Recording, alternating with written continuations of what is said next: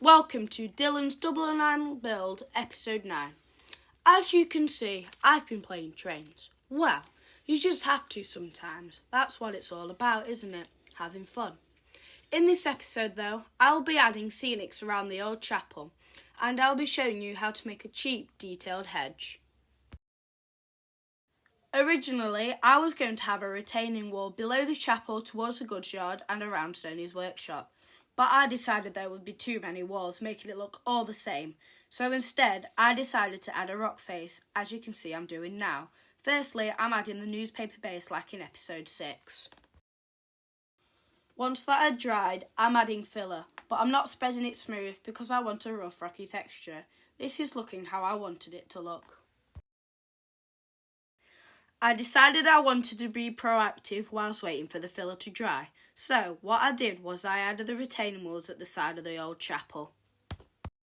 Once the filler had dried, I gave it a coat of burnt umber as a base coat. Once the burnt umber had dried, I dry brushed over it with several shades of lighter colours to help bring out the texture of the rock face until I achieved more or less what I wanted. As you can see, I went over it with a darker wash. I was trying to get it to look more or less like this stone. Now that I have finished the rock face, I can now move on to the area above around the old chapel. As you can see, I'm preparing for where I'm going to stick my scale model scenery wrought iron fencing, which I've already painted black.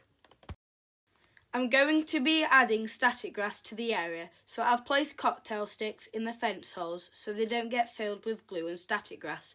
I've marked out the area of where the chapel will sit and I've covered it with masking tape. Firstly, I'm adding the basing glue. I'm now adding the static grass, starting with 2mm spring, followed by 4mm patchy, and finally a sprinkling of 4mm summer to add more depth to the colours. I've removed the masking tape and now I'm adding fine ballast to make a gravel path. Now I'm removing the cocktail sticks ready for putting the wrought iron fencing in place. I'm getting excited now. Let's get the wrought iron fencing in place. It's going to look alright once it's finished. It's looking decent already. Originally, I was going to continue to put the wrought iron fencing up here, but it didn't look right and the railings were buckling as I tried to bend them to fit up the hill.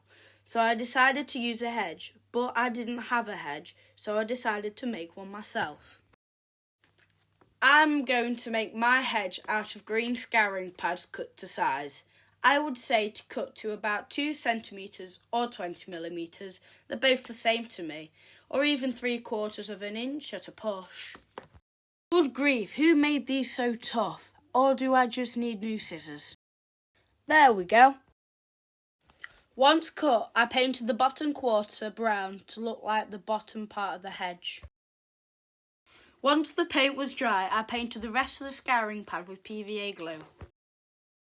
Now I'm going to add a coarse dark green scatter which is quite thick onto the PVA to give the hedge its green base colour. I've gently pressed the scatter into the PVA to make sure it has good contact with the glue to help most of it stick.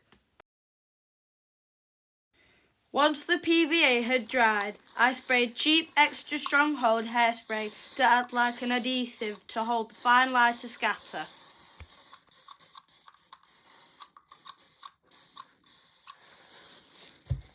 Now I'm adding the lighter green scatter to the hedge.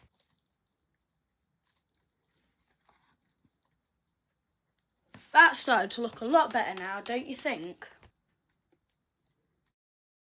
I'm really pleased in how that's turned out. That'll look diddly decent on my layout. When I tried it on the layout, I thought it was a bit too bright, so I added a duller looking shade of green to it to darken it up a bit. I think that's better now. Let's now add the hedge to the scene and see how it looks all together. I'm going to finish it off by placing the chapel with the rest of the scene.